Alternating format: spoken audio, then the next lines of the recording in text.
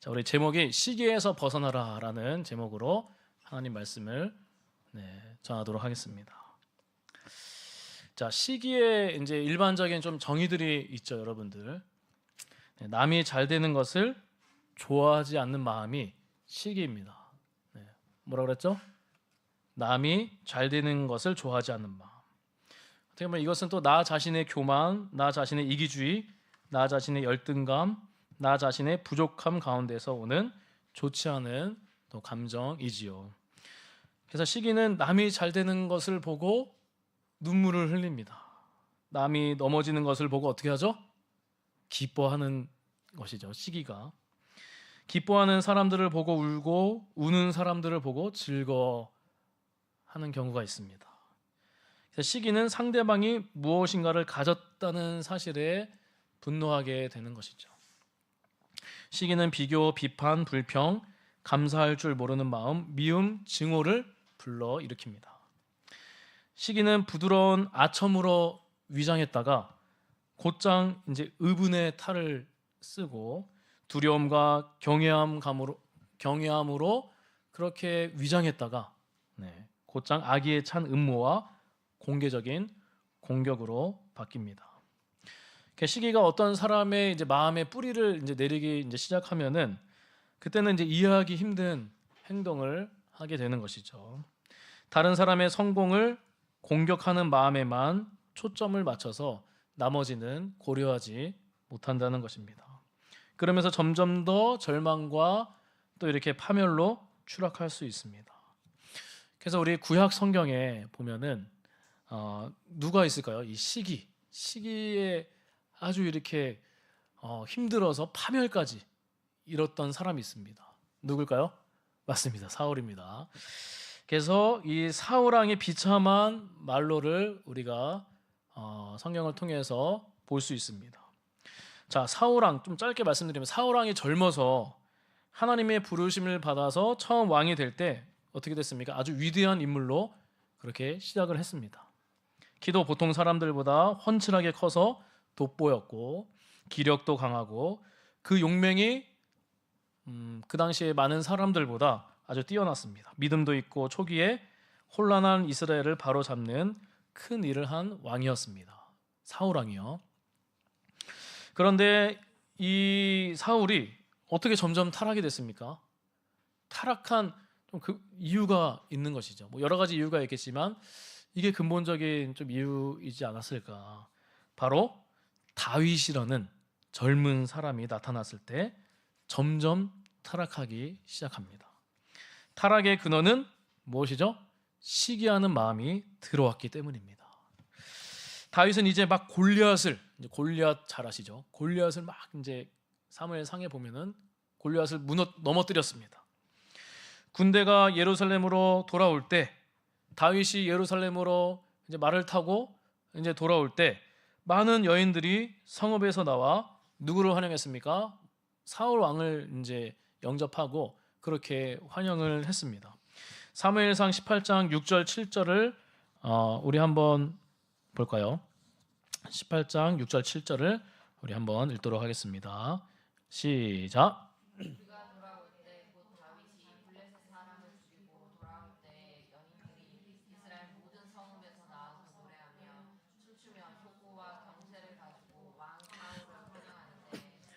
여인들이 뛰놀며 노래하며 이르되 사울이 죽인 자는 천천히요 다윗은 만만이로다 하는지라.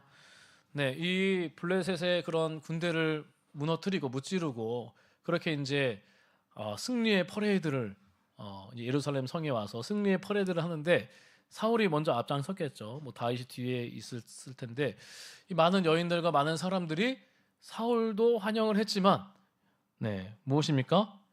여인들이 부르는 노래는 사울에 관한 것만이 아니었습니다. 다윗의 공로를 또한 그렇게 찬양한 것이죠. 그래서 이 노래는 무엇입니까? 위대한 그 사울 왕보다 젊은 전사를 더 높이는 것입니다. 사울이 죽인 자는 천천히요, 다윗은 만만이로다. 이런 비교는 이 사울 왕의 시기를 그렇게 자극을 합니다. 왕은 이 찬양이 자신의 것이라 생각하기에 이 자신 나만 받아야 되는 건데, 이 찬사는 나만 받는 건데, 이 어린 목동, 예전에 어린 목동이었죠 다윗이. 그런 목동과 영광을 나누는 것이 견디기 힘들었을 것입니다. 사울의 시기는 이 경쟁심을 이제 낳습니다. 우리 사무엘상 18장 9절을 보면은 그날 후로 사울이 다윗을 주목하였더라. 그는 다윗을 이제 곁눈질하면서 밀어내려고 안간힘을 쓰기 시작합니다. 시기, 경쟁심, 붕괴가 악한 영의 영향력에 문을 열어주게 된 것입니다. 나쁜 영이 사울에게 덮쳤고 사울은 다윗의 몰락을 간절히 바라기 시작했습니다. 그뿐만 아니라 사울은 그 몰락이 실제로 일어나도록 계획을 하고 일을 꾸미기 시작합니다. 그래서 시기는 가만히 앉아가지고 경쟁자가 망하기를 자신의 그 경쟁자가 망하기를 가만히 있지 않는다는 것입니다. 상대를 무너뜨리기 위해서 적극적으로 움직입니다. 계획을 짜는 것이죠. 여러 가지 방법을 이렇게 생각해놔서 그렇게 무너뜨리려고 하는 것입니다. 이젠 시기심이 더욱 심해져서 성경에 기록되어 있습니다. 창을 던져서 다윗을 죽이려고 했습니다. 창을 막 던졌습니다. 2번이나 막 던졌죠. 그렇게 자신의 귀한 신하거든요. 장군이거든요. 나를 도와주는, 나와 함께 해주는, 나 옆에서 그렇게 도와주는 그런 다윗인데 이제 시기심이 이렇게 작동을 하니까 죽이기 시작하는 것입니다. 사울은 그 다윗을 이제 두려워하기 시작하면서 집에서 내쫓습니다. 자기 곁에서 떠나게 했습니다. 그래서 이 다윗은 사울의 집에 머물지 않았고 이스라엘 군대의 천부장으로 사울의 집 밖에 있었습니다. 이스라엘 군대 이제 천부장이 됐어요, 다윗이. 이제 사울의 그 집 밖에서 살게 된 것입니다. 다윗은 모든 일을 지혜롭게 행했습니다. 하나님은 다윗과 함께 하셨고 복을 주셨습니다. 어떻게 보면은 다윗은 사울을 충분히 그런 기회들이 많았어요. 죽일 수 있는 기회들이, 어떻게 보면 자신을 위협하고 그렇게 죽이려고 했던 사람을 그냥 인간적인 방법으로 충분히 그렇게 할 수 있었으나, 죽일 수 있었으나 그렇게 하지 않았습니다.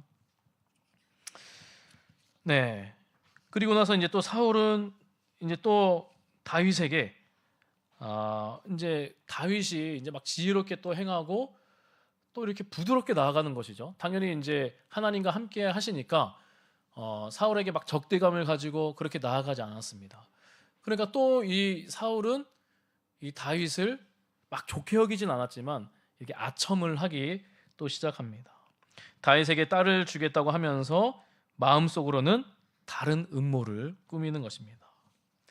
그러자 다윗이 이렇게 얘기합니다. 내가 누구며 이스라엘 중에 내 친족이나 내 아버지의 집이 무엇이기에 내가 왕의 사위가 되리이까? 내가 어떻게 사울 왕의 사위가 될 수 있겠습니까? 이렇게 겸손을 보이는 것입니다.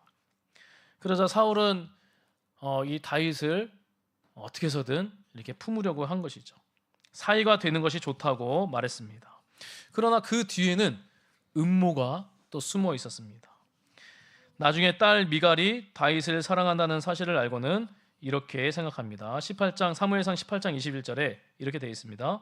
내가 딸을 그에게 주어서 그에게 올무가 되게 하고 블레셋 사람들의 손으로 그를 치게 하리라.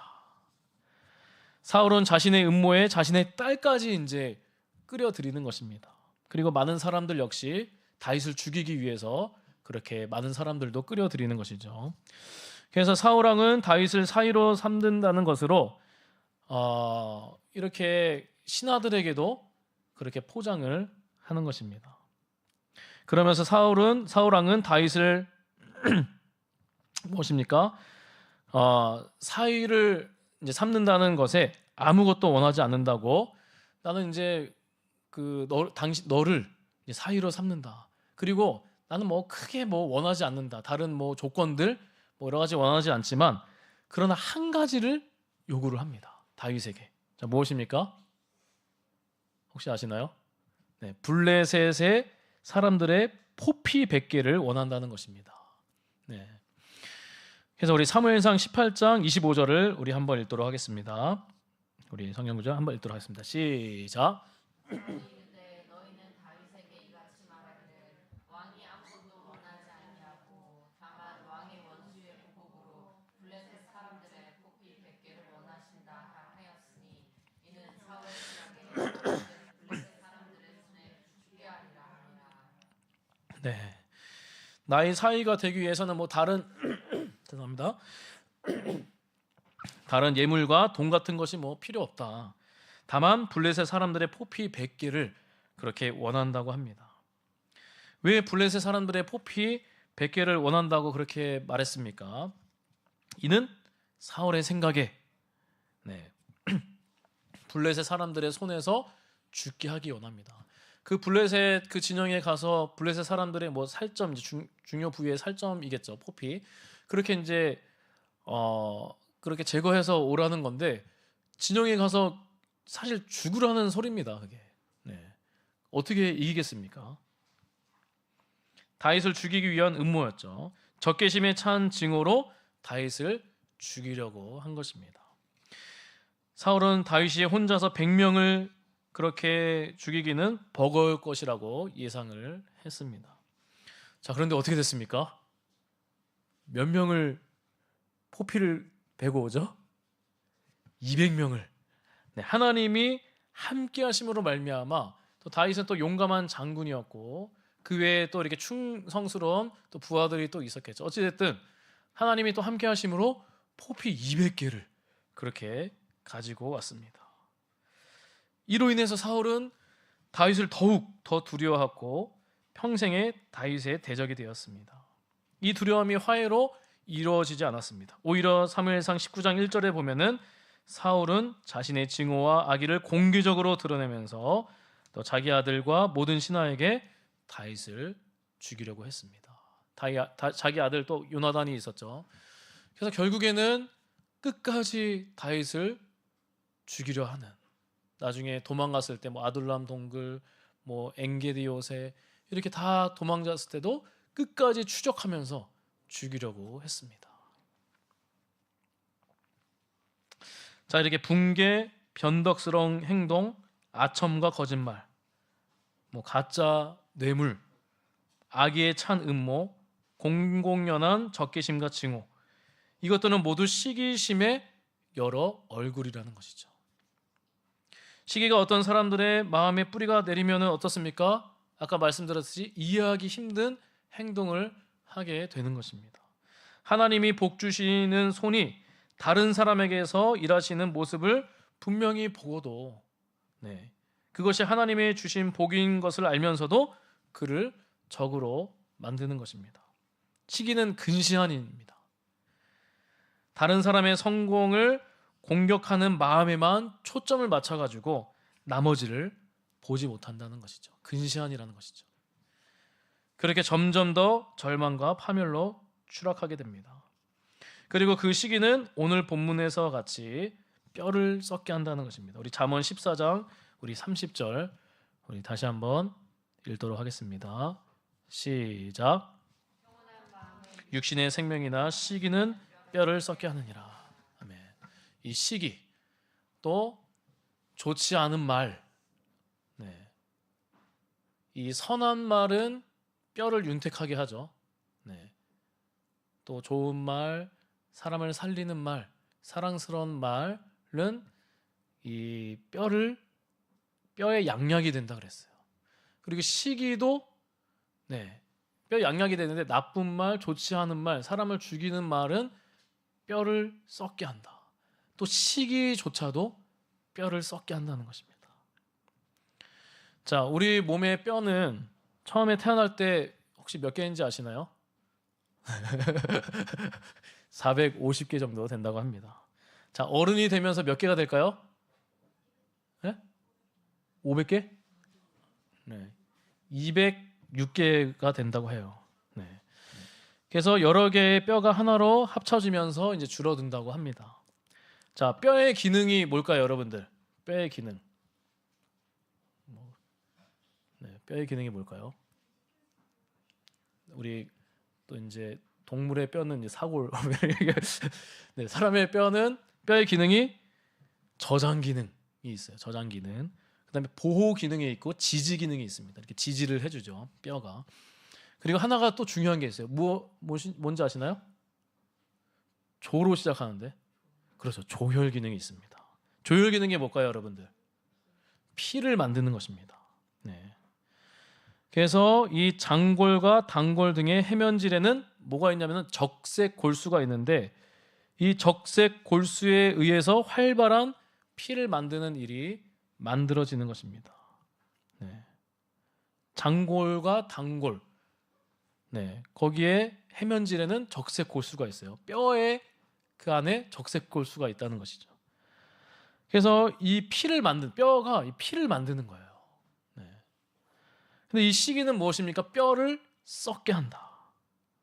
뼈가 썩고 상하면은 나쁜 피를 만들어내게 되고, 나쁜 피가 만들어지면 어떻게 됩니까? 혈관이 막힐 수 있습니다. 혈압이 네, 이렇게 왔다 갔다 하고, 네. 그리고 혈관이 막히고 피가 잘 순환되지 않을 수 있는 것입니다. 그래서 이 시기는 뼈를 썩게 한다. 네. 피가 만드는 것을 막는다는 것입니다. 그리고 그뿐만 아니라 이 시기는 뼈를 썩게 할 뿐만, 몸도 나빠질 뿐만 아니라 몸도 마음도 다 상할 수 있다는 것입니다. 자, 이 시기는 어떻게 생기는 것입니까? 시기는 어디에서 작용합니까? 그 시기는 아주 가까이에서 작용을 한다는 것입니다. 시기는 우리의 친한 관계를 가장 먼저 공격을 합니다. 이게 자신과의 급이 다른 사람들하고는 이렇게 시기가 생기질 않습니다. 아, 나의 급이 아니네. 오히려 동료로 간주하는 사람들이나 자신보다 두어 발짝 앞선 사람들을 시기한다는 것입니다. 사울이 다윗을 자기 집으로 데려왔을 때 시기가 발동했습니다. 우리의 경우에는 친구나 동료가 더 좋은 성적을 받거나, 더 인기가 있거나, 더 호감이 있거나, 먼저 승진하거나, 더 많은 기회나 더 좋은 기회를 얻을 때, 칭찬과 인정을 받을 때, 이때 이제 시기가 고개를 들기 시작합니다. 친구나 동료가 더 준수한 외모를 지녔거나, 더 훌륭한 부모를 두었을 때, 더 좋은 교육을 받았을 때, 더 많은 재능이나 인기, 지능, 자존감, 성공 등을 가졌을 때 시기가 모습을 드러냅니다. 시기는 성공을 뒤쫓고 우리의 가장 가까운 관계를 공격하며 우리가 존경하는 사람들처럼 되고자 하는 욕구를 왜곡한다는 것입니다. 근데 우리가 이제 자신을 정확하게 이제 진단하고자 한다면은 이 시기의 그런 추한 얼굴뿐만 아니라, 그런 양상들뿐만 아니라 그 아름다운 반대 양상도 우리 살펴보아야 합니다. 부정적인 것만 이렇게 살펴보면 안 돼요. 네. 다윗과 사울의 이야기에서 시기의 반대 이미지는 인물은 누구였을까요, 여러분들? 네, 사울의 아들 요나단이었습니다. 네. 요나단은 다윗을 두려워하고 시기하고 경쟁심을 품을 만한 이유가 충분했습니다. 네. 다윗이 골리앗을 물리친 사건은 장차 요나단이 물려받을 왕자의 위협으로 작용했습니다. 그렇지 않겠습니까? 자신이 사울의 왕의 아들이잖아요. 왕의 아들입니다. 그 당시에 이스라엘 왕의 아들이라는 것은 엄청난 것이죠. 네. 근데 다윗이 들어왔어요. 다윗이 장군으로 들어왔어요. 자기도 장군이에요. 근데 이제 이 시기심이 충분히 경쟁심, 시기심이 충분히 작동할 수 있겠죠. 네. 골리앗을 그렇게 물리치면서 많은 사람들에게 칭찬받고 인정받았는데 어떻게 보면 요나단이 경쟁심, 시기심에 어떻게 보면은 요나단이 다윗을 죽일 수도 있고 사울 아버지와 이렇게 힘을 합해서 죽일 수도 있는 것이죠. 하지만 요나단은 다윗의 성공에 붕괴하지 않았습니다. 요나단은 다윗에게서 하나님의 손길과 하나님의 복이 함께 하심을 받습니다. 네, 그렇죠. 함께 하심을 보고 다윗을 가까이 두길 원할 뿐이었습니다. 다윗이 이렇게 하나님의 손길이 있구나, 하나님이 함께 하셔서 이렇게 복의 복을 더하여 주시는 거나 내가 이 사람과 함께 가야겠다. 함께 걸어가겠다. 사울과 달리 요나단은 다윗이 곁에 있다고 해서 경쟁심이나 악의를 품지 않았습니다. 오히려 깊은 사랑과 존경심을 낳았습니다. 요나단은 다윗을 사랑했습니다. 요나단은 다윗이 받은 하나님의 복을 그분이 자신에게 주신 복으로 여겼습니다. 자기 생명같이 다윗을 사랑했습니다. 요나단은 다윗의 자리를 차지하기 원하지 않았습니다. 그와 언약을 맺길 원했습니다. 친구이자 동지로서 그에게 의무를 다하고 싶어 했습니다. 자기가 입었던 겉옷과 군복을 벗어 다윗에게 선물로 주고 다윗이 왕이 되기를 고대했습니다. 다윗을 변호하고 보호하면서 그 사울왕이 요나단에게 여러 가지로 아첨하고 그렇게 말했을 텐데 어떻게 합니까? 네, 아버지에게 맞서서 어떻게 보면 아버지에게 이렇게 맞설 수 있었는데 아버지에게 이제 맞서가지고 그렇게 다윗을 지지했습니다. 실제로 요나단은 나중에 사무엘상 23장 17절에 보면은 다윗에게 이렇게 말하는 것을 볼 수 있습니다. 너는 이스라엘 왕이 되고 나는 너 다음에 될 것이다. 이런 말이 쉽겠습니까, 여러분들? 네. 그래서 늘 이 요나단은 다윗을 늘 이렇게 섬겼습니다. 네. 다윗에게 좋은 옷을 제공하고 여러 가지로 이 아버지가 여러 가지로 이제 막 반대하고 죽이라고 했을 때 그 아버지를 이렇게 대면하면서 그렇게 아니라고 다윗은 그런 사람이 아니라고 좋은 사람이라고 그렇게 변호하고 편을 들어주고 함께 했습니다. 사실이니까. 네. 그리고 다윗이 하나님과 함께 하면서 그래서 하나님의 그런 복들이 임하는 것을 보고 그것에 대해서 시기심이나 또 적개심, 다른 마음을 갖지 않고 어떻습니까? 와, 다윗이 복을 받았기에 다윗도 이렇게 하나님과 함께함으로 하나님과 마음에 합한 사람이었죠. 함께함으로 말미암아 그렇게 복을 받았는데 다윗을 통해서 나 역시도 내가 다윗을 닮아가면서 나 역시도 복을 받을 수 있겠구나. 이렇게 생각을 한 것입니다. 사울과 요나단의 차이를 보면서 우리는 우리 자신의 시기심을 점검할 수 있다는 것입니다. 자, 친구에게 친구나 형제 자매가 하나님의 복을 받을 때 여러분들은 어떤 반응을 보이겠습니까? 네. 친구나 동료가 사람들 앞에서 칭찬과 인정을 받을 때 여러분들 기쁘게 친구를 자랑스러워할 수 있겠습니까? 마음에 우러나와서 네. 아니면 붕괴하고 불쾌한 심정이 스멀스멀 올라오십니까? 다른 집의 자녀가 또 성공을 했을 때 여러분들 어떤 반응이 있겠습니까? 옆집 아이가 우리 아이보다 빨리 걷거나 빨리 말을 배울 때 같이 기뻐할까요? 옆집 자녀가 자신의 자녀보다 대학이나 직장에 잘 들어갔을 때 마음 깊이 축하하거나 기뻐해 줄 수 있을까요? 아니면 시기심이 작동하고 뒤에서 험담이 나오는 걸까? 참 쉽지가 않습니다. 스멀스멀 올라올 때가 있을 거예요. 네.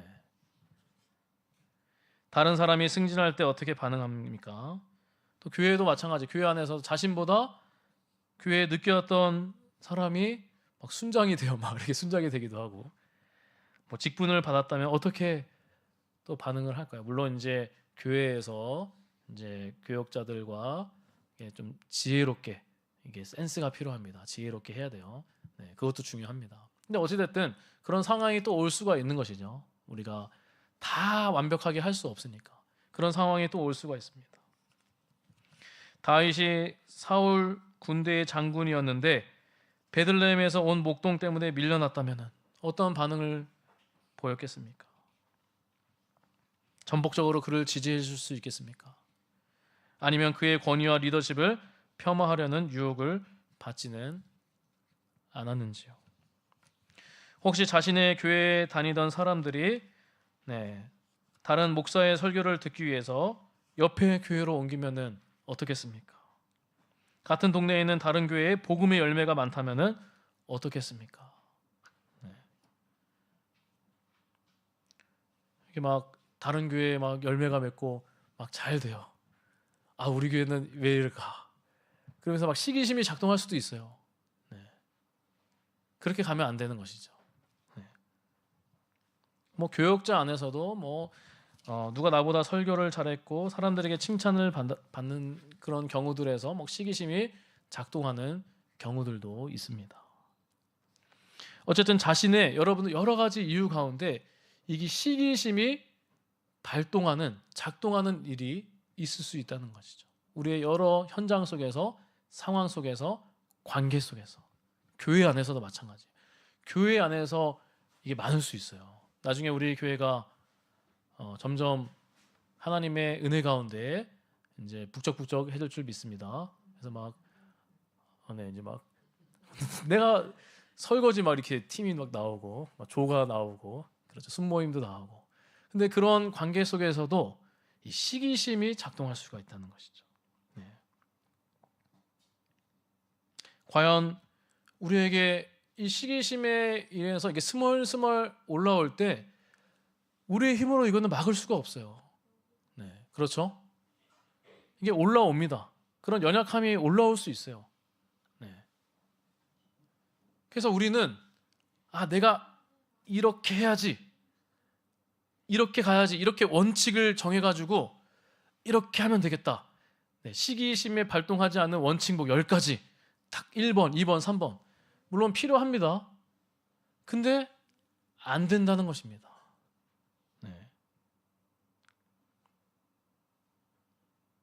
그래서 시기심에 사실 벗어날 수 있는 유일한 길은 우리가 늘 잘 알지만 예수 그리스도 그 십자가를 통하는 길이라는 것입니다. 그리스도의 보혈만이 우리의 시기와 경쟁심, 분개와 또 악의의 죄에서 깨끗하게 하실 수 있다는 것입니다. 예수님은 우리를 시기의 모든 사슬에서 해방하기 위해서 죽으셨습니다.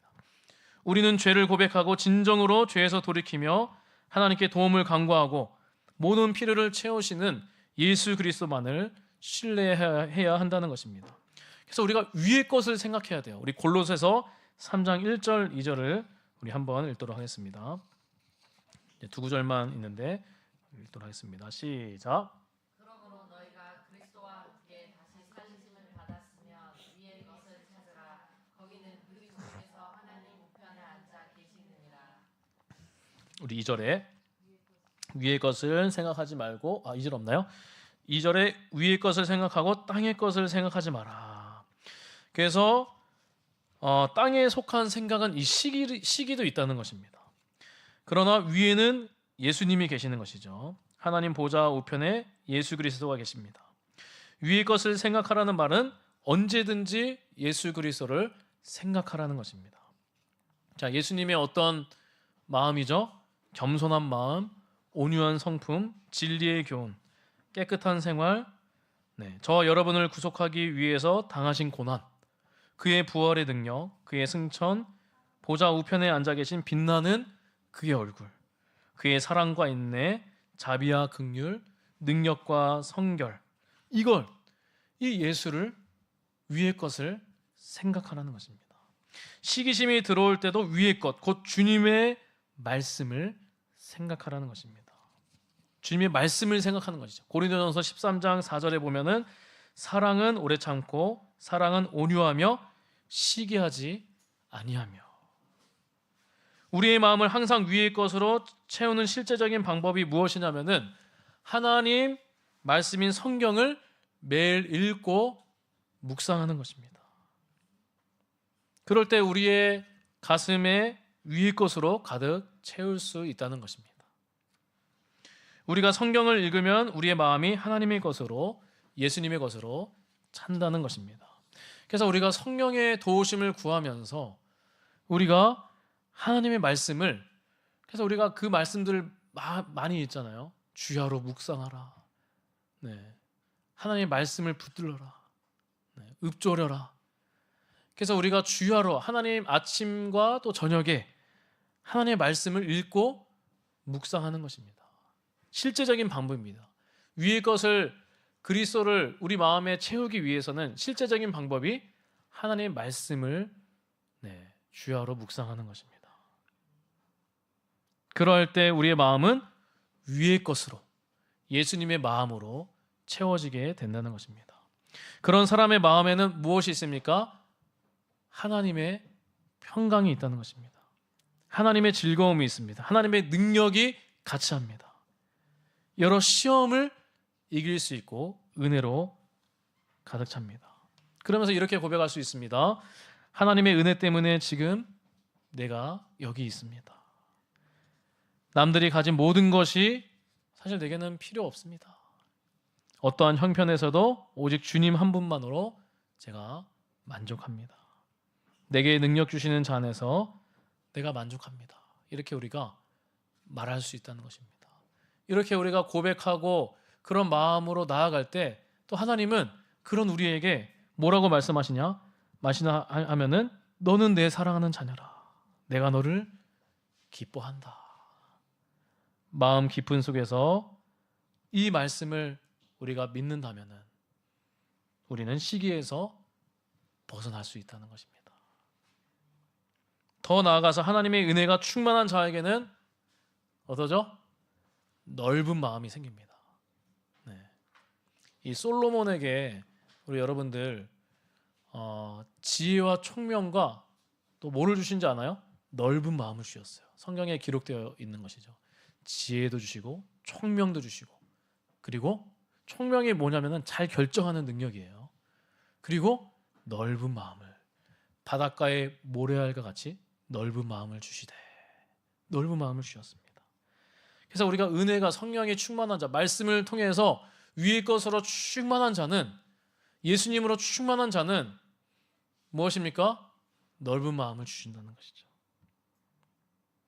하나님이 다른 사람에게 주신 것에도 기뻐할 수 있다는 것입니다.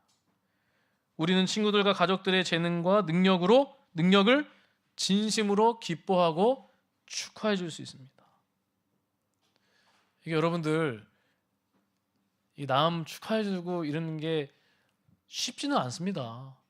겉으로는 할 수 있어요. 근데 마음이 우러나와서 하기는 쉽지가 않아요. 저도 이렇게 시기심에 빠진 경우들이 많이 있었습니다. 그래서 제가 이 설교를 또 이렇게 하는 이유예요. 저는 뭐 시기심이 없기 때문에 아니라는 것이죠. 저도 마찬가지예요.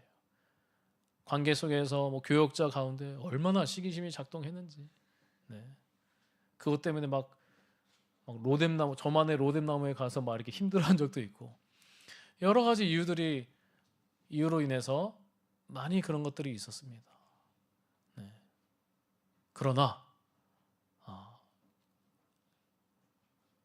이 시기심은 시기심의 결국은 좋지 않은 파멸이다. 성경을 통해서도 우리가 배울 수 있는 것이죠. 그래서 이 시기심, 관계 속에서, 교회 안에서, 특히 교회 안에서 사탄이 어떻게 해서든 이 교회를 방해를 합니다. 리더를 방해하고, 저를 방해하고, 또 리더 간사님을 방해하고, 이제 여러분들 성도들 한 분 한 분을 방해할 수 있어요. 무너뜨리려고. 근데 그냥 다르게 이렇게 아주 교묘하게 무너뜨립니다. 갈등을 만들게 하고, 말로 인해서 또 여러 가지 자리 이런 거를 통해서 시기심을 작동하게 만들어요. 아주 천천히 가랑비에 옷 젖듯이 시기심, 여러 가지 또 많은 것들이 또 있겠죠. 적개심. 겉으로는 아유 오셨어요 할렐루야 이렇게 사랑합니다 하던데 속에는 저것 봐라 이렇게 되는데 요것 봐라 이렇게 될 수 있고, 이런 게 나올 수가 있는 거예요. 속에서는. 하나님은 그것을 기뻐하지 않는다는 것이죠. 근데 시기심이 나올 수도 있어요. 그것에 대해서 우리가 막 절망하면 안 됩니다. 우리는 그렇게 살아갈 수도 있어요. 그런 게 나올 수도 있어요. 그래서 우리는 날마다 죽노라. 날마다 위의 것을 생각해야 돼요. 매일마다. 주일에 오기 전에도 주일 예배 오기 전에도 올 때도 오기 전에도 기도하면서 성령 충만할 수 있도록 말씀으로 충만할 수 있도록 그리고 넓은 마음을 주시고 그렇게 함께 섬기고 함께 기뻐하고 만약에 성도들의 자녀가 잘 됐어요. 여러분들 어떻게 할 거예요? 어떻게 하실 겁니까? 축하해주고 좀 못하고 또 그러면은 위로도 해주고 내 자식처럼 우리의 자식처럼 우리의 가정처럼 우리는 다 예수 안에서 다 한 가족 아닙니까? 잘 됐을 때 칭찬해주고 기뻐해주고 힘들 때 또 위로해주고 함께 울고 함께 웃는 믿음의 공동체가 우리가 되어야 되는 줄 믿습니다. 그래서 우리 말씀을 맺겠습니다. 사랑하는 성도 여러분, 시기는 자기 자신과 삶을 망가뜨릴 수 있습니다. 그래서 날마다 예수 그리스도 보혈에 힘 입으시기를 소망합니다. 날마다 하나님의 말씀으로 체험을 받아 시기에서 승리하시는 저 여러분들이 되시기를 주님의 이름으로 축복합니다.